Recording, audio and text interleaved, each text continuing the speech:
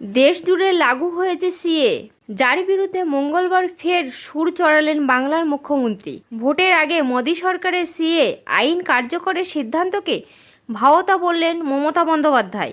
এদিন হাবড়ার সভা থেকে মুখ্যমন্ত্রীর দাবি, সিএ ভোটের আগে প্রতারণা, ছলনা, নাগরিক অধিকার কেড়ে নেওয়ার চক্রান্ত। মমতা বন্দ্যোপাধ্যায়ের কথায় সিএ আদৌ বৈধ কিনা তা নিয়ে সন্দিহান তিনি। সিএ এনআরসির সঙ্গে সংযুক্ত বলে দাবি করেছেন মুখ্যমন্ত্রী। ফের ঘোষণা করেছেন, পশ্চিমবঙ্গের সিএ এনআরসি লাগু হতে দেব না। কোনো ডিটেকশন ক্যাম্পও বাংলায় হবে না। প্রয়োজনে প্রাণ দিতে রাজি আমি। সিএ আসলে নাগরিকত্ব কেড়ে নেওয়ার আইন। মমতা বন্দ্যোপাধ্যায়ের যুক্তি, এতে আবেদন করা মানেই নাগরিকত্ব বাতিল হবে, আবেদনকারীরা বিদেশি হয়ে যাবেন।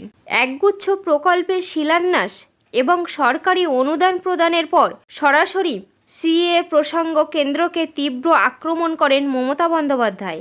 তার কথায়, নির্বাচনের দুদিন আগে নতুন আইন কার্যকর করছে, সারা দেশে মুসলিম ভাই বোনেরা কাঁদছে। আদৌ আপনারা ভোট দিতে পারবেন কিনা সন্দেহ, আপনাদের অধিকার কেড়ে নেওয়া চক্রান্ত। মুখ্যমন্ত্রীর দাবি, এই আইন বৈধ কিনা আমার সন্দেহ। আপামর বাঙালির সঙ্গে প্রতারণা করছে কেন্দ্র, নাগরিক অধিকার কেড়ে নেওয়া চক্রান্ত করছে। 2019 সালে ঘোষণার পর বহু মানুষ আত্মহত্যা করেছিল। নির্বাচনের আগে আবারও নতুন খেলা শুরু করেছে। সাধারণ মানুষকে সতর্ক করে মমতা বন্দ্যোপাধ্যায়ের বার্তা, দরখাস্ত করলেই বেআইনি অনুপ্রবেশকারী হয়ে যাবেন, আপনাদের আর কোনো অধিকার থাকবে না। মনে রাখবেন, এটা এনআরসির সঙ্গে সংযুক্ত। আমাদের ঐতিহ্য সংস্কৃতিকে ধ্বংস করতে চায় বিজেপি। 11ই মার্চ দেশে কেন্দ্রীয় সরকার দ্বারা নাগরিকত্ব সংশোধনী আইন কার্যকর করা হয়েছিল। এই আইনের আওতায় পাকিস্তান, আফগানিস্তান ও বাংলাদেশ থেকে ভারতে আসা হিন্দু, শিখ, বৌদ্ধ, জৈন, পার্সি এবং খ্রিস্টান শরণার্থীরা ভারতীয় নাগরিকত্ব পাবেন।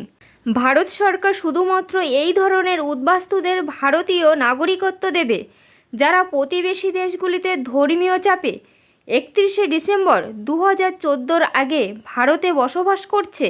এই আইনে মুসলিম সম্প্রদায়কে অন্তর্ভুক্ত না করার কারণে দেশের বিভিন্ন রাজ্যে এর বিরোধিতা করা হচ্ছে। বলা হচ্ছে, সিএএতে মুসলমানদের অন্তর্ভুক্ত না করে তাদের অধিকার লঙ্ঘন করা হচ্ছে।